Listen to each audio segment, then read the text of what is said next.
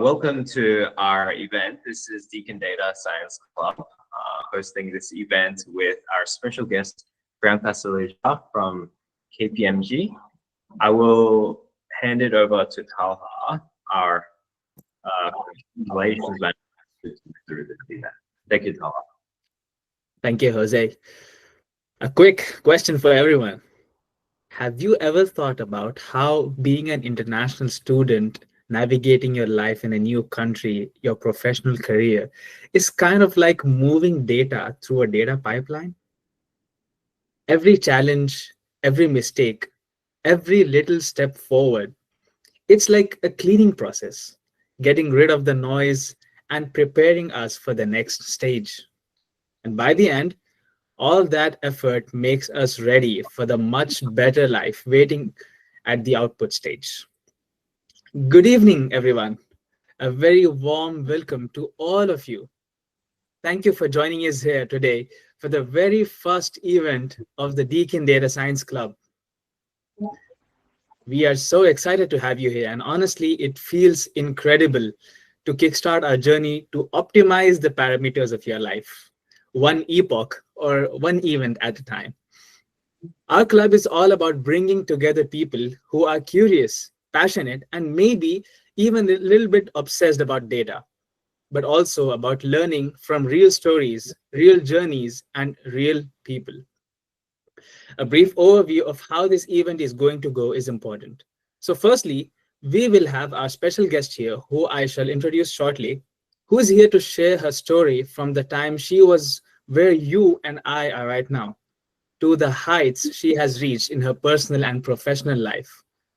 After her talk, I shall have a short interaction with her where I ask questions that are most likely to have crossed your mind while you were listening to her. And then the stage shall be open to you to interact with the speaker and clear your specific doubts as well. Now, since this is an online event, just a quick note on a few house rules so we can keep things smooth and respectful for everyone. Number one, please keep yourself muted and ensure your camera is turned off at all times unless you are directly asked to speak. Number two, during the interaction session later, if you would like to ask a question, please use the raise hand feature on Google Meet so we can pick you one by one. And number three, everyone will get one question at a time so that as many voices as possible can be heard. Awesome. With that out of the way, let's get into it. Now, before we dive into today's session, it's only fair that you get to meet the driving force behind this club, the person who has been working tirelessly behind the scenes to bring the community together and to make events like this possible. So please join me in welcoming the founder and present president of the Deakin Data Science Club, Jose Kim, to say a few words. Hello, everyone. It's great to see you all. It's great to see so many people in the audience. We are Deakin Data Science Club, always ready to provide maximum value to students in this field. And we're very glad to be having this event with you today. Thank you, Jose, for that sweet start. Now, on to the highlight of today's event. We are incredibly lucky to be joined by someone who has walked the same halls as us at Deakin, grinded the same assignments, notably without the help of ChatGPT, faced every situation we are facing right now, and finally has gone on to do incredible things. She is an alumna of Deakin University. Many of you recognized her while we were promoting this event on campus as your go-to YouTuber who shares insights and stories that inspire thousands and is currently working as a manager at KPMG Australia. But what makes her special isn't just her achievements, it's her journey. From being an international student just like you and me, navigating all the hurdles and uncertainties, to building her career step by step. She has made mistakes, learned from them, and turned them into lessons that can guide us all. So, without further ado, let me welcome the speaker for today, Priyanka Saluja.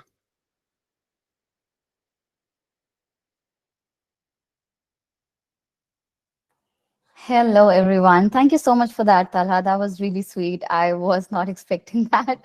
That's very, very sweet of you. And hi, everyone. It's great to see you all. Um, I don't know where to start. I think first of all, I would really like to thank Talha and Jose. You both have been so vigilant with every detail, every communication that we've had, and I really, really appreciate your effort. And thank you all for being here. Whether you are currently sitting in your dorm room thinking what's going on, how the life will turn out, or you're joining somewhere else, you're joining from my YouTube live. Welcome. And today I just want to kind of be very, very open with you guys here. I don't want to share the polished LinkedIn version, but the real version.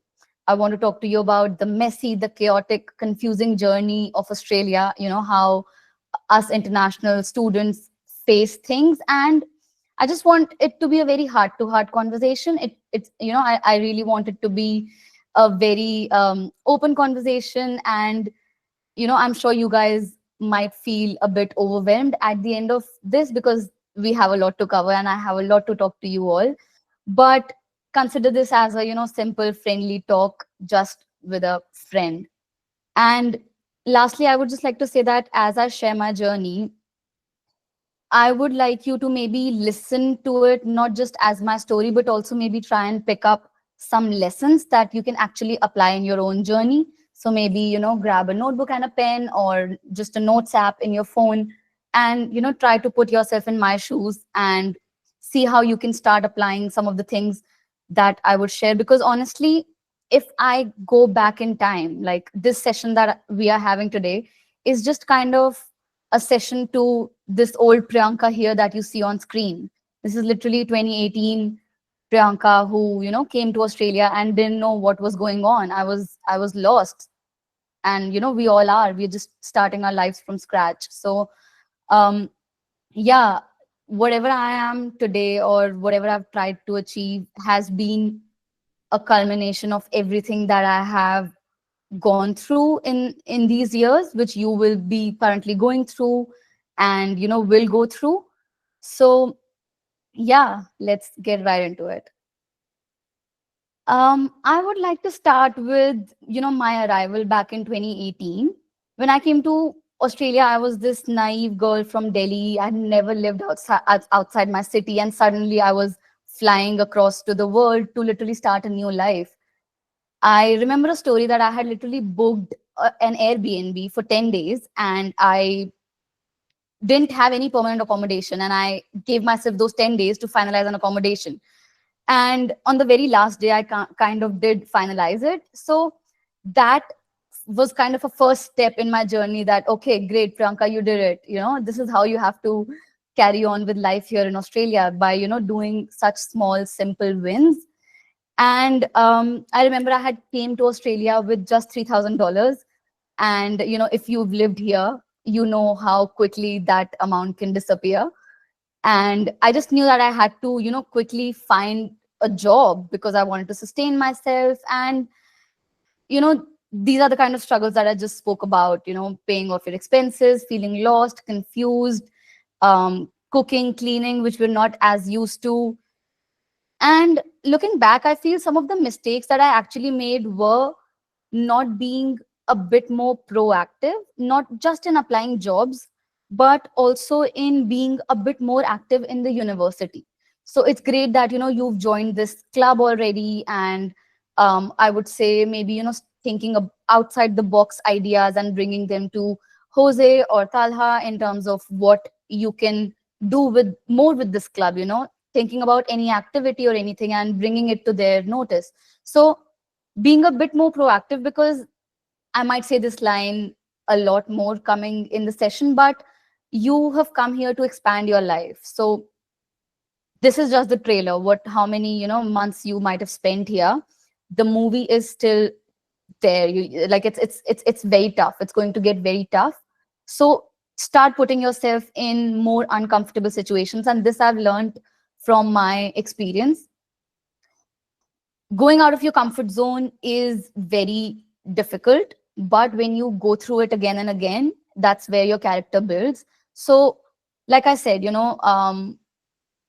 how to be proactive, how to think about exploring more, how to not always just study, and not always just work and study, but also explore this beautiful city that you've come to. This is something that I didn't do back then, and I'm sure a lot of us do get busy with classes, assignments, part-time jobs, applying for jobs and whatnot. Try to make a planner. I have my weekly planner here, I'll just show you in a while. But always make sure that you plan your week, add at least one or two activities in there, and they don't have to be expensive. You can go for a hiking, you can go for a exploring a new beach or something, but doing this will actually make you feel that all the other things that you're doing are worth it. And I'm telling you, you might feel like, is she really saying don't study and go and explore? But yes, this is what I'm saying. You don't want to regret later, right? So yeah, use a planner. I didn't use it back then at all. I didn't use it literally until the end of my studies. Make sure you plan your week, start networking early. It's good that you're in this club. Explore this beautiful city and definitely say yes to more new opportunities. Moving on, I want to talk about life as an international student, how it actually turns out when you're here. I would like to start this with my first part-time job. When I came to Australia, my first part-time job was literally as a caterer with a catering company where I used to chop vegetables and put up stalls in night markets for selling whatever the caterer was selling. Obviously, not glamorous, not at all beautiful, but lesson number one that I learned there was that every experience shapes you. Saying yes to opportunities in the early phases of your new experience is what will actually shape you. So, no matter how small or uncomfortable the opportunity might feel, say yes to it. I know there might be, some of you currently feeling that I'm not even getting a job. How do I say yes to things? And I know that happens. It happened with me. It's not like I applied for a job and I got it. It takes time. But just start saying yes to opportunities. I remember back then, when I actually got that catering job, I could have easily said no because A, it was too far for me to travel. The transportation, I was still figuring out, one of the international student things that you have to explore. But saying yes gave me my first contacts, my first network, my first sense of identity in Australia. So I would really suggest that, just take up whatever you get because that really shapes you. So every experience shapes you and say yes to more opportunities. And just one more thing that I would like to add here is that, when you come to Australia, you are here already now and you're literally starting yourself from zero. So waiting for that perfect opportunity or thinking that, no, I might not start with this job because I don't know what I'm going to learn here. But looking back now, I can tell you how much you'll learn from each and every small job that you start taking up. And not just job, saying yes to, for example, this networking event that you're in. You're spending your time, you're trying to learn, you're trying to gather experiences. So attending such things, building your networks really, really goes a long way. Next, I just want to say that, your confidence doesn't come all at once. It takes time. I can tell you, I am always nervous with public speaking or with anything. Even now at KPMG, when I have to present something, I still get nervous. I still feel like, do I have the confidence to do this? But I look back at all the hurdles that I've crossed until now, and I just feel like, yeah, no, it's okay. I can do it. Remember how you did that. So when you keep putting yourself in such problematic environments, you get toughened up. And that is what coming to Australia is about, going abroad is about. So I would just say that, keep saying yes to opportunities, keep thinking that every experience will actually shape you. And that also kind of reminds me of another situation. I'm not sure whether you guys still have it in Deakin or not, but when I was studying, we used to have a mentor-mentee program where they used to assign a mentor to you for 5 weeks, and I was assigned that mentor and I loved it. And I was like, wow, I want to do this. So I signed up for becoming a mentor next semester. And, thinking about it, it was just in 3 months. So after 3 months, I signed up to become someone else's mentor. And I was nervous, I was like, how will I help someone when I've just been spent 3 months here? But after doing that, my confidence actually grew. The confidence jar started filling up and it was now already 20% filled. And that opportunity kind of led me to working as a student central ambassador in Deakin University. And don't get me wrong, it wasn't like I became a mentor and I straight away got a job as a student central ambassador. I faced lots of rejections all along because I was constantly applying jobs in Deakin. And this one job I finally got, and then there I got to interact with so many students, and it was it was it was kind of an amazing experience to work at Deakin at the Student Central Ambassador. So, like I said, your confidence doesn't come all at once. It builds in small steps. And, every time you say yes to a challenge, it's actually building up. So I hope you get it. But I also wanted to say that, building a routine, like I said, actually keeps you sane.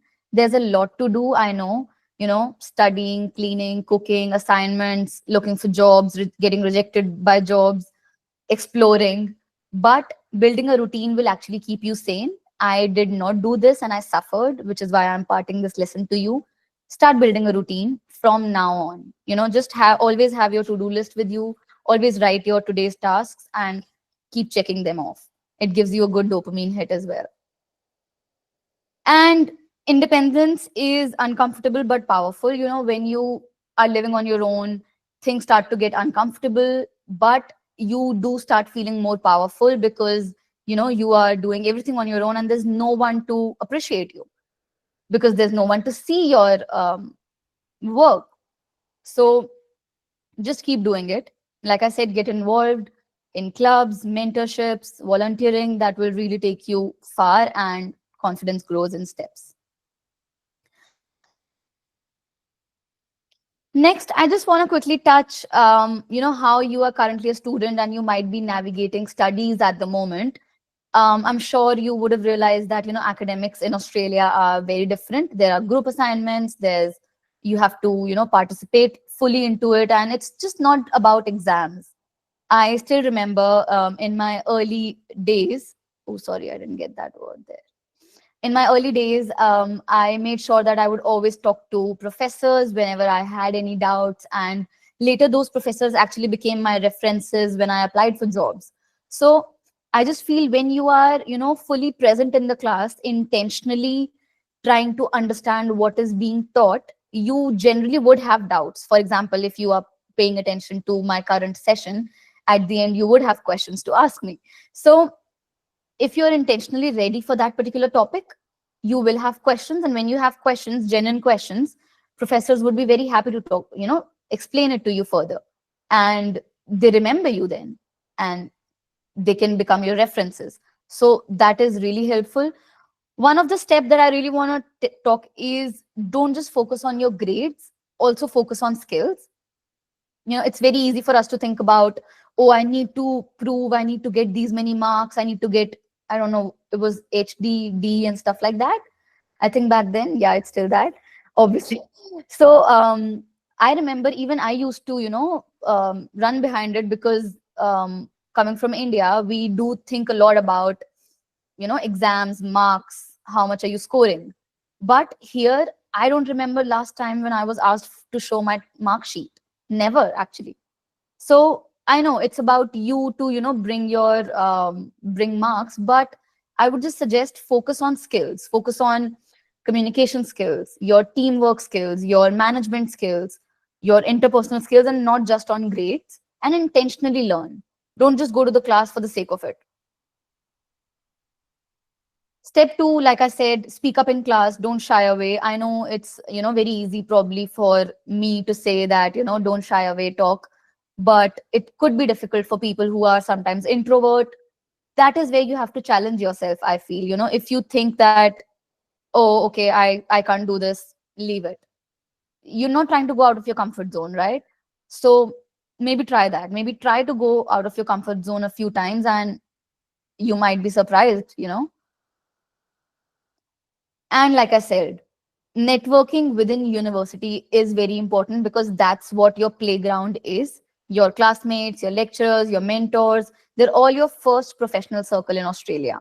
So make sure you're very, very vigilant about it, taking all the opportunities that you can get, trying to talk to as many people, getting to know their side of story, and listening more intentionally. This is what I feel really has been a game changer in my current professional life as well.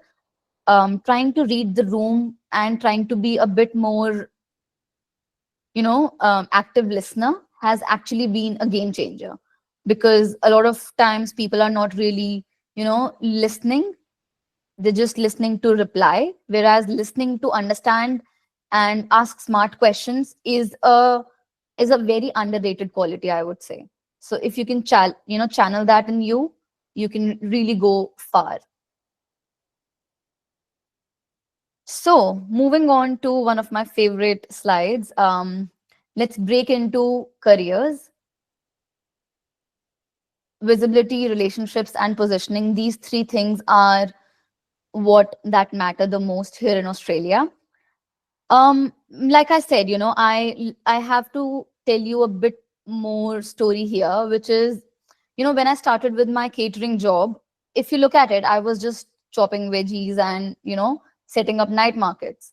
But what actually I was building was references, networks, and resilience, and a little bit of physical stamina as well, and figuring out how things in Australia work, how public transport works, because I used to go to random markets where the caterer used to call me. So this kind of connects to the first slide that I showed you, which is when you say yes to opportunities, you actually start seeing the growth in yourself, because you can connect how, like, for example, when I came to Canberra, when I moved from Melbourne to Canberra, it was a huge shift for me again, because I had moved from Delhi to Melbourne. I had settled myself, and now I was here literally in the middle of nowhere. But I didn't lose hope because I knew how to start again. So, you know what I mean, right?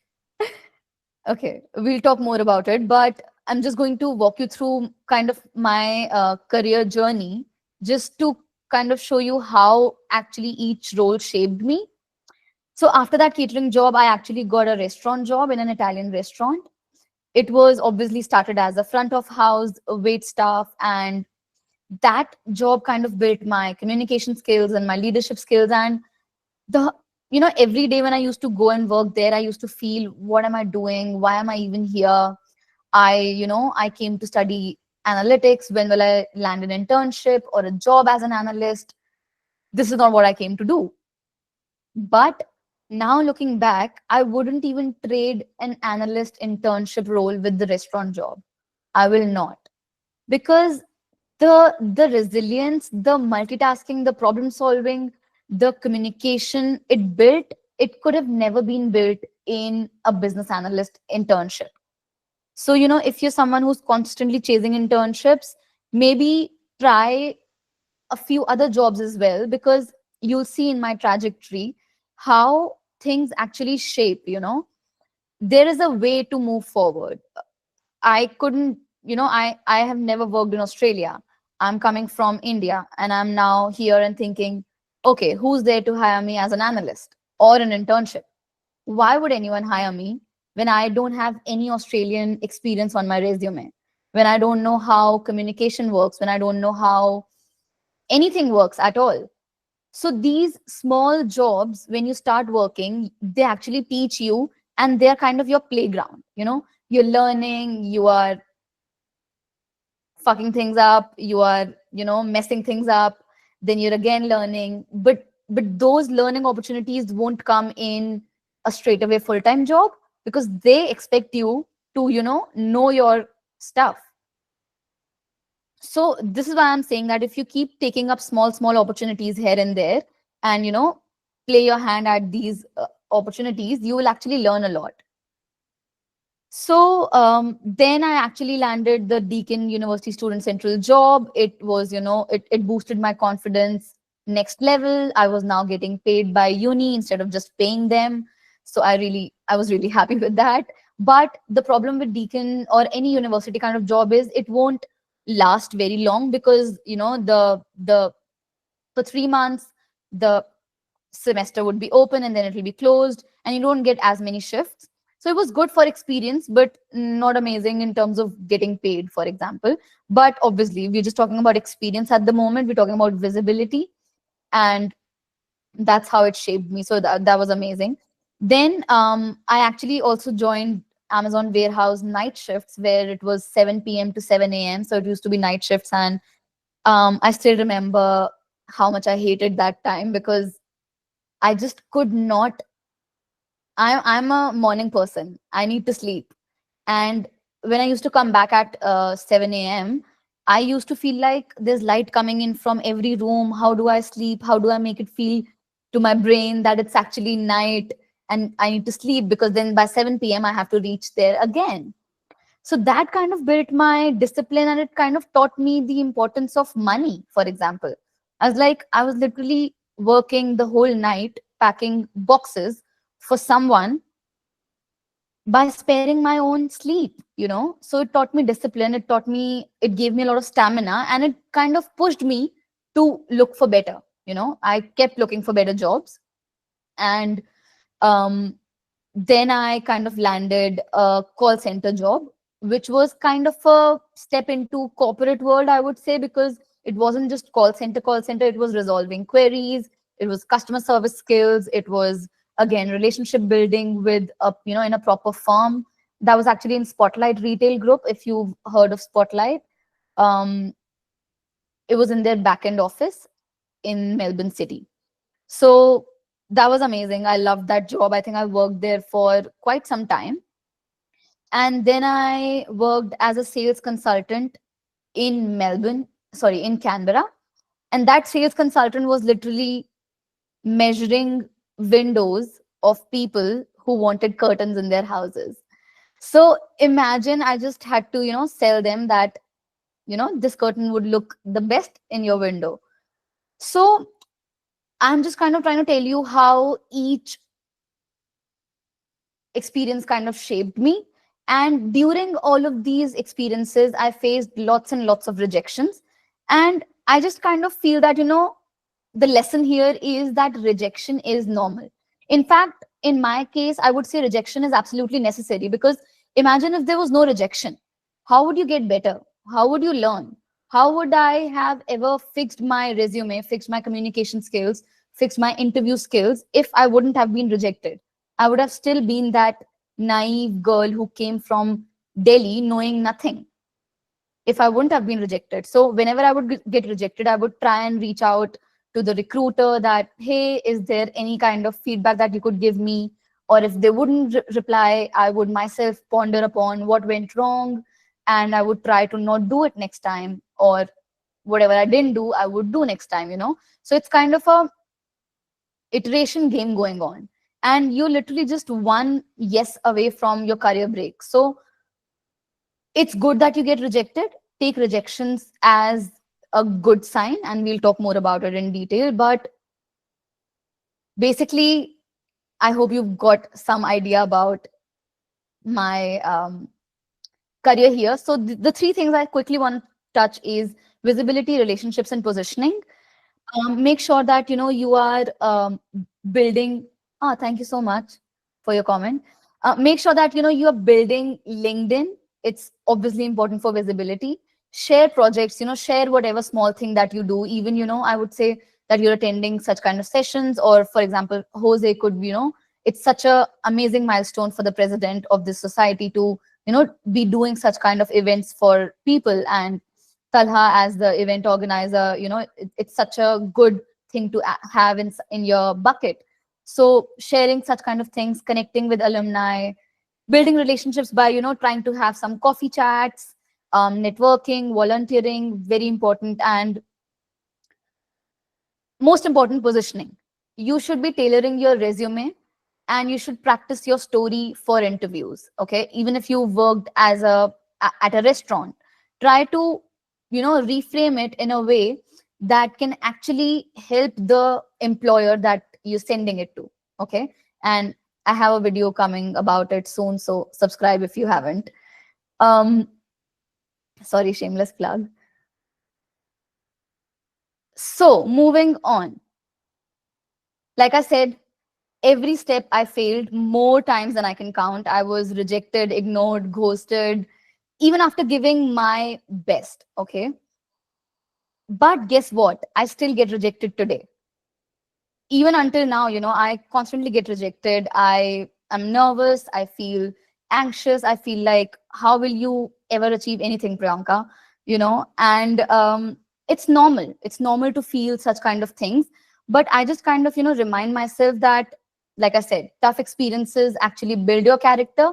Try to actually put yourself in difficult situations, because that will take you really far. And I just, reminded myself that uh, there are situations in my KPMG as well, where I'm presenting and I am really, really nervous. But I just, do some box breathing, realize myself that it's okay, Priyanka, calm, it's all good. Everyone's here to just learn, and you just need to do your part. So facing failures doesn't mean that you're not good enough. Facing nervousness or anxiety doesn't mean that you're not good enough. It just means that you need to keep going, and you need to keep improving, keep showing up, because each rejection actually sharpens you. And I like to think about rejection as redirection. you know when you're rejected, you actually redirect your approach. So embrace rejection. Nowadays I actually think about, how can I actually fail? I literally think about, let's fail. Because until and unless I'll fail, I'll not realize what's actually going wrong. um so yeah, you're only one yes away from your career. So keep applying, keep thinking about how you can get better, and success will come your way. And success is not really just a huge job. It's small things as well. So lastly, something that I'm really passionate about, and I really want you guys to be as well, is well-being and growth. Well-being is literally equal to growth. And your personal well-being actually matters more than you think it does. I did not think about this at all when I was a student back in Deakin. I would not work out. I would not think about my health. I would eat anything and everything, because I understand, there's a lot going on, and you start feeling that, what can I even do? But I would just say, start doing these 4 things if you can, because just do it for a week and see how you actually feel. I would just say, start going to the gym, doing some physical activity. This current photo here is actually my wallpaper right now, because I always have a plan and I never follow it because I'm not in the mood, and I'm sure you know that situation. So make sure that you always follow your plan and not your mood. Always have a outdoor activity going on for you, because the chemicals in our brain that we release actually pushes us to become better in all areas of our life. This is actually, uh, I'm not sure if you've heard of the domino effect. If something starts going good in your life, generally more things start going good. And it works the opposite way as well. When one thing goes wrong, everything starts going wrong. So think about the domino effect in the positive way, that if you start your day with a physical activity and not touching your phone, for example, your things would start going better. And I do this now every day, and I can feel the difference in my life. Next is, like, if you don't want to go to the gym, maybe you can definitely start going for a walk or a hike in the nature. Or Melbourne has such beautiful hikes, so definitely do that. Meditation, even if you can do for 1 minute, amazing. All you have to do is just sit down in calm environment and not use your phone, not think about anything, and just focus on your breathing. It can really help. I can promise you. And lastly, journaling. If you can actually do some journaling, that can really help. I use the iPhone journaling app now, and I journal every day. It's just a way to, wind down and write what all has been going on in your day. And, science actually shows that exercising, meditation, and journaling rewires your brain. So maybe try it for a week. I know you guys are students and you're very busy, but try, okay? And lastly, let's just quickly zoom out. What are you doing here and what you can do now, okay? Like I said, our mind kind of tricks us into waiting for the perfect moment because, it doesn't like leaving its comfort zone. And but if we stay in a comfort zone, we will never grow. So just to end all of this, I just want to say that, why are you here? Why did you go through all this hassle of visas, applications, account, opening a bank account, figuring out public transport, applying for jobs? It's because you wanted to expand your life, right? And you knew something that in your home country wasn't enough and you wanted to create a better future. And that's why we all are here. I'll be honest with you, this journey will only get tougher from here, like I said already, but that's not a bad thing.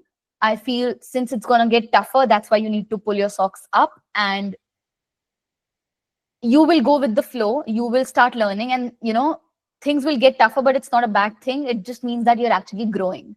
So embrace it fully, you know. Final final lesson I just want to say would be that, you've already proven yourself by coming here. I feel taking the step of moving abroad, leaving your home country, leaving your family, leaving all your friends is a huge step, and you are already here. Now you need to use this opportunity to the fullest. Okay. You need to make sure that, you're not playing small, you're not half-assing things, you're not half doing things, for a better word. Just go all in. Honestly, just go all in. If you are applying for that job, don't just sit on a tram and open LinkedIn and hit quick apply and be like, oh, I've applied so many jobs today, and then, telling your family that I've been applying jobs even in the tram, even while walking, I'm not getting anything. That's exactly that, what you don't have to do. You have to make a plan, sit, read the job description, look up the company, research the company, look up the recruiter, connect with them. Intentional effort always shows. Okay. And recruiters can see it, and like Talha said in the starting that back then we didn't have chat GPT, and it's true, we didn't. Um, it's very easy to write your resume and everything using chat GPT nowadays, but don't, because recruiters can actually read a resume and tell that it's AI written.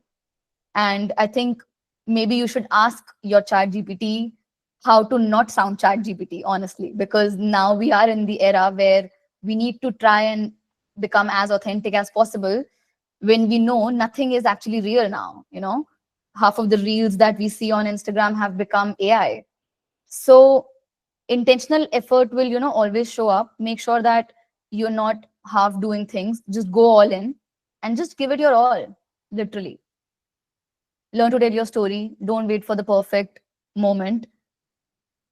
The biggest one is actually improve your communication skills and start early. And by start early, I mean start now. And just lastly, start messy, fail often, say yes to more opportunities. Like I said, if I can do it, so can you. And no job is small. Just make sure that, you are always trying to grow your confidence. And lastly, just one more thing I want to say is a quality that I feel a lot of people don't have is reliability. This is just something that I want to say in terms of my KPMG career. I feel like that being reliable is, again, underrated. So just think about how you can become more reliable in your daily life, towards your employer, towards your professors, because reliability can be noticed. Like a person at a senior position can actually notice that, you're replying quick, you are delivering above and beyond your projects, you're actually doing at max and not just, again, half doing things. So be as much as reliable as you can, and remember, every rejection teaches you. I think that's all from me. Take care of your well-being. Most importantly, start before you feel ready. Honestly, just start. I was never ready for the catering job. I was never ready for, not even ready for this live session today. I'm never ready for any of my YouTube videos. But I literally just start before I'm actually ready, because you will never be ready. Okay. Thank you so much. I would love to hear your questions now. Oh, that's so sweet. Wow. Thank you so much, Priyanka, for sharing such an honest, inspiring, and relatable journey through those beautifully designed and well structured slides. I think we can all agree that there were so many aha moments in there. So, is it only me, or does everyone here have a question for Priyanka? If yes, then let's open the door for the most awaited Q&A session. As I've mentioned previously, I would like to reiterate the guidelines. Each one of you gets to ask one question at a time so that everyone gets a fair chance. So if you have a follow-up question, please raise your hand once again and wait for your turn. All right, the rules are set and our guest is ready, and so are we. Please start raising hands for your questions. Let your curiosity take the best of you. I just noticed that there was one person who has raised their hands, but they have turned it down. Please come up and ask your questions. Yes, Brent Pritchard. I've got a comment, not a question. I'm a local student, and a lot of your stories I can actually relate to as well. So just you're not just inspiring international students, but also local students. Yeah. Oh, thank you. Thanks. Sorry, I shouldn't have isolated you. That's fine. That's fine. It was good. Your story was beautiful. Yeah, honestly. Thank you. Thanks, Ben. I think Shadi from our audience wants to ask a question in the comments.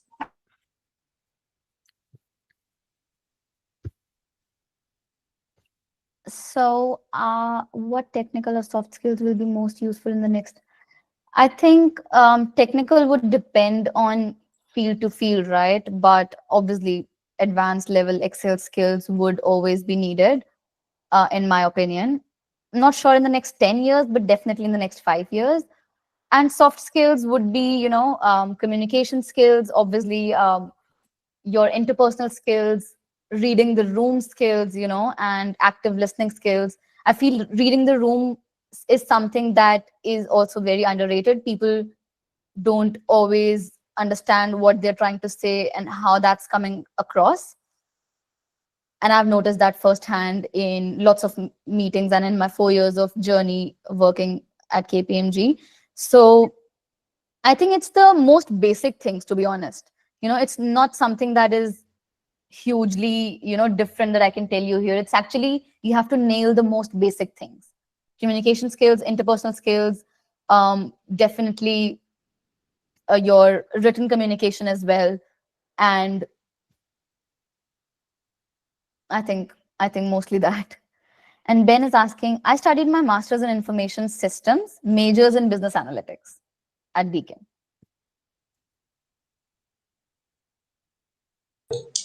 I have a question.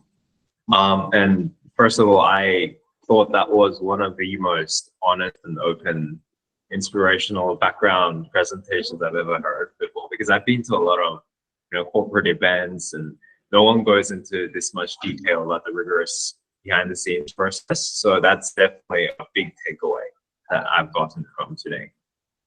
My question would be, in the typical entry level roles in say an internship or a grad role at a prestigious big four firm like KPMG, what are some of the not so obvious things that you must do if you are in an entry level role? For example, if say your manager says, "Okay, do you want to chat over coffee or something while you're working on something already?"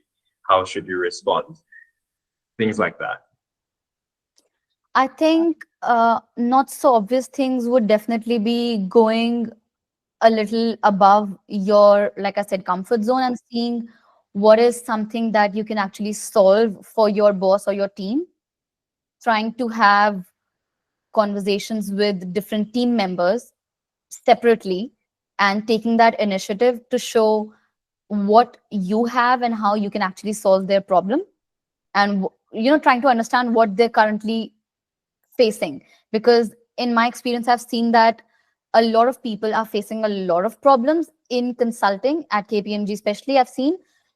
And I don't have time now, but I feel like as a grad, when you join, there's not a lot of responsibility and a lot of work on you.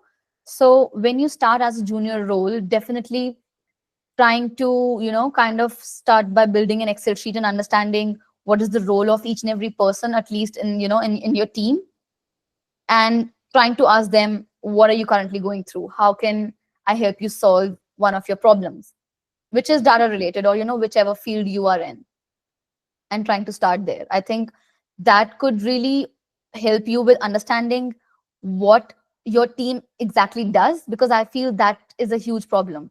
Half of us don't even realize what are they exactly doing. So that makes you start understanding what is being done, what is being sold, what is it that we actually do, and then, build credibility with them. So I think this is something that is not so obvious, because I haven't seen people doing this. Yeah, it's the first time hearing something like that. Thank you for the insight. All right, we have Dipson Bhattarai here with his question. Yeah. Can you hear me? Yes, you're audible. Okay, so first of all, I'd like to thank Priyanka for her time, and I'd also like to thank Tala and Jose for organizing this event. Okay, so like I'm extremely introvert guy, so I've challenged myself today to ask Priyanka a question.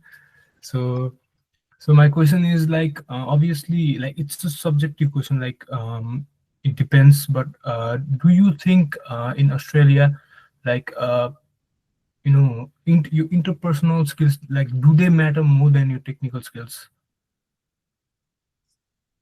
Good question, Dipson. Like, I would say you would need them to crack your interview to start with, right? So, I mean, that is the first thing that you need. Now, once you've cracked it and you are now into the world and trying to, do your show your technical side of it, you still need to communicate and gather the requirements of what needs to be done, and that can largely be done over emails as well, if you don't like to, talk and show your face as much. But you'll have to go above and beyond to at least crack the interview. And I think this is where most people, face a little problem with landing a job, is, thinking that our technical skills would take over the soft skills. But I feel, see, I'll tell you, when you enter a consulting world, you will still want to grow further, right? And to grow, you need to talk to team members, you need to talk to your leader, you need to be vigilant in the meetings, you need to talk more, you need to showcase what you can do, you need to, show your skills. And you can show your skills, obviously by your technical skills, but you also have to be more proactive and more, I think you get it, like Yep. yeah, do you get it? Yeah. So I would say, if the best thing is awareness, and I can see you are aware of it, you're an introvert, and I'm sure there are lots of resources available on how to become a successful introvert or something. So maybe start looking into that and see how you can start building your skills. Because if you know that, you have technical skills, which is amazing, but how will you grow further in your roles? And, you need to keep growing. So, yeah. Yeah, thanks. Priyanka, I was also keeping an eye on your YouTube live chats, and one of your valuable viewer has asked a very good question, and I would like to keep that question over here. And the question is how to ask someone to refer you. Right. Good question. Great question. See, you have to make sure that you have good connections with them, whoever you're thinking to refer, to get referred by. You need to make sure that, let's say, for example, I was moving from, I'll give you an example to explain this.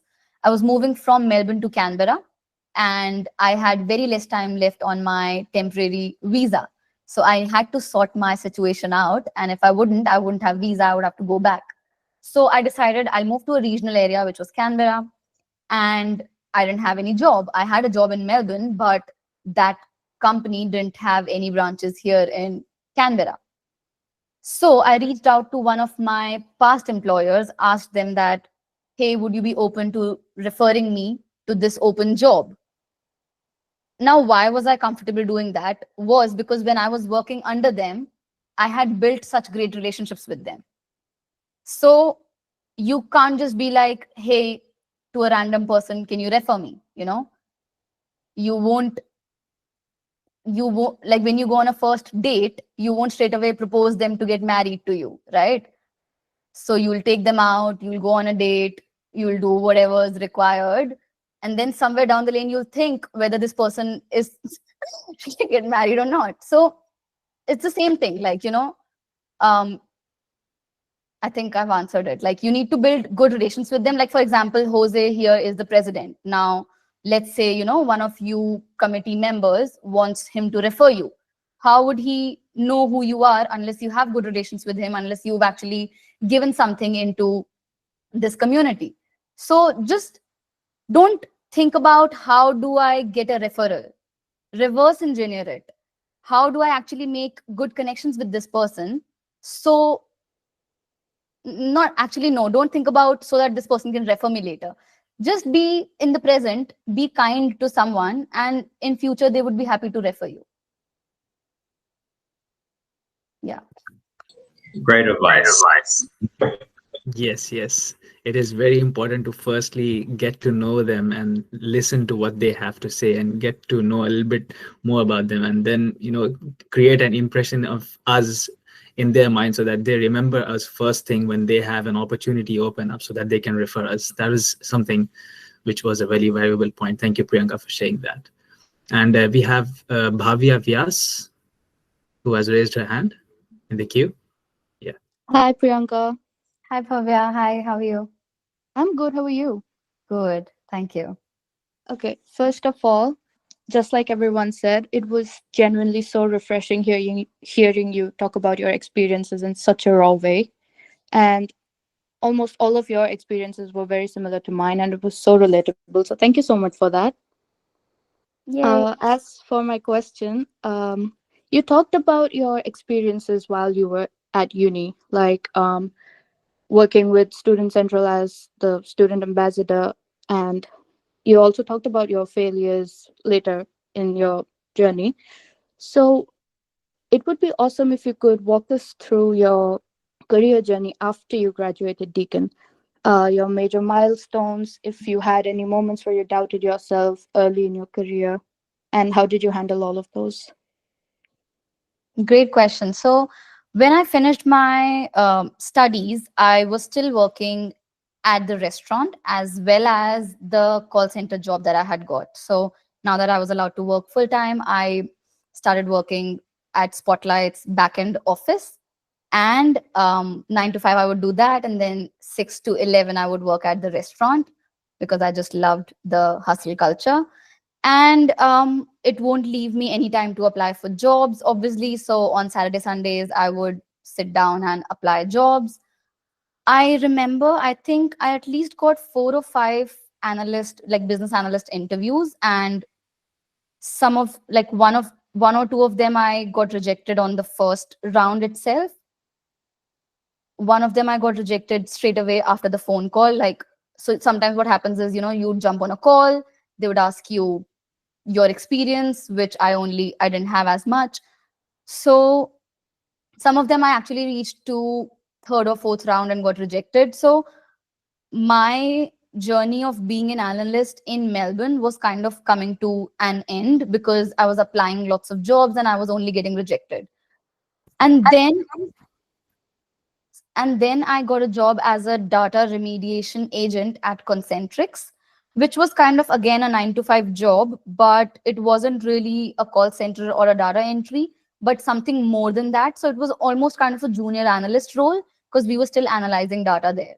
So that kind of gave me a major push, and I started applying more because, I could reframe my resume and accordingly write my exact responsibilities, and I still didn't get anything. Then I realized that I need to move from Melbourne. But also, let me just pause here and say a lot of my friends were getting it. It's not like they were not getting it or no one was getting it. It was just me who wasn't getting it for some reason. And to tell you about how I dealt with it, I used to be sad. I used to cry a lot. I would not sleep for nights. I would cry. I would still go to work the next day and think, is this what you came for here? But then try to remind myself, it's okay. You were paying off your fees with, working full time. You're doing so much. It's okay. Keep doing it. There is a light at the end of the tunnel, and it's making me emotional now. But yeah, it was a very difficult period in my life. And that's when I decided that I will leave Melbourne and move to Canberra.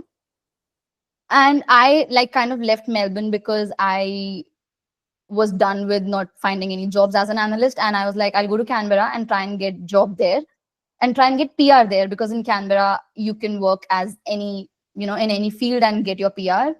So I came here thinking that all my dreams have crashed. Let it be, whatever.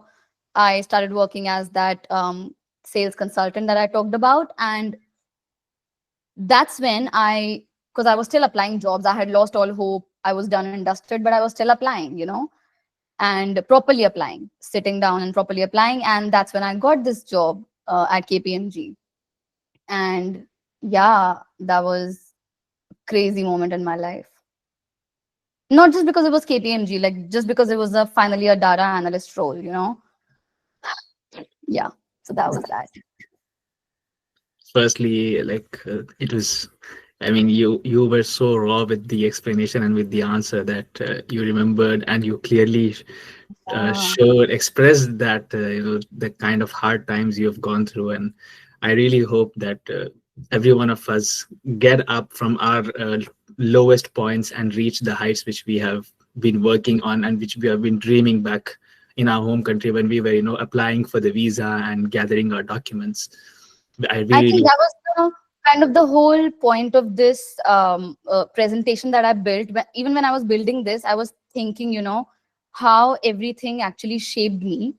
And yeah, exactly what you said, Talha. There is a light at the end of the tunnel, so just keep at it.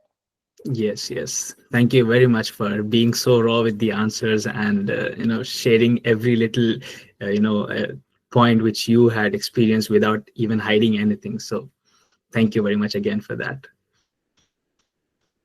All right. So the next up we have Hey Phosphorus. Yeah. Hello, it's me. How are you guys? Hi. So Good. I kind of want to have a discussion with Priyanka about something that really grabs my heart. I was, the employability manager for this club at one moment, and when I did an event, it was called the How to Get HD event, right? And that was so captivating, and it interests me so much, and it kind of reminded me of the way you present. It's like you don't bullshit around. Sorry for the words, but you don't bullshit around. You tell the truth because you've been there. You're telling an honest story, and for that, I congratulate you, of course. But yeah, so me, I always like to be direct. I'm from French origin, so we like to be direct about talking with people, talking about deep things immediately. So I just wanted to ask, like, me as a first year student currently studying in Deakin that is a bit lost in all the careers progression, what should I do in my position right now? Like, should I focus more on projects? I could work on the technical sides of things, or should I focus on making links with people that will help me further grow in life? That's, yeah, I'm just asking it. I think everything, like I said, and you all also said, don't half-ass things. Try and do everything that you can. Get yourself involved in projects. Connect with people. Start other things. And you have quite a fancy mic. So I'm thinking, are you podcasting or YouTubing or gaming? No, not at all. Yeah, just my brother bought it for me. Oh, okay. Sorry. Wait. So yeah, thank you for the answer, though. I appreciate this style of I would just presentation. say do as much as you can, because honestly we have a lot of time. Like, just utilize that time. Time is literally money. Don't Yep. waste even a single moment while you are trying to build something of your own. And would you say that networking immediately, directly with people on LinkedIn, like sending them a message and like explaining your story, getting to know them, is a good way, even if you don't know them in real life?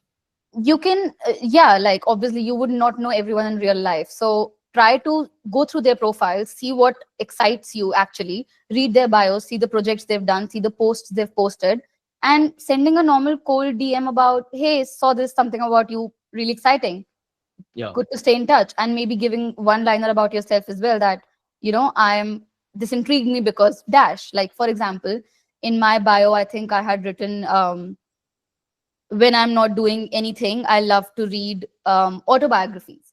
So, for example, if I see something related to books or reading, I could reach out to someone and say, I saw this and I am into reading. So, what are Yep. you reading these days? I don't know. Okay. Thank you for the answer. Thank you. No problem.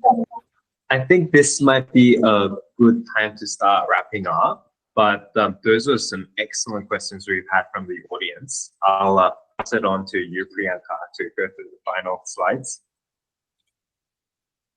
So yes, I can see that, Deakin, you guys are doing some amazing upcoming events. So if I were you, I would definitely go to these weekly meetups. That's such a great way to connect, make connections, think about what can be done. So attend these weekly meetups. And there's Deakin, you guys are also doing something on the 5th of September, which is with the academic panelists. So I think that would be really interesting as well.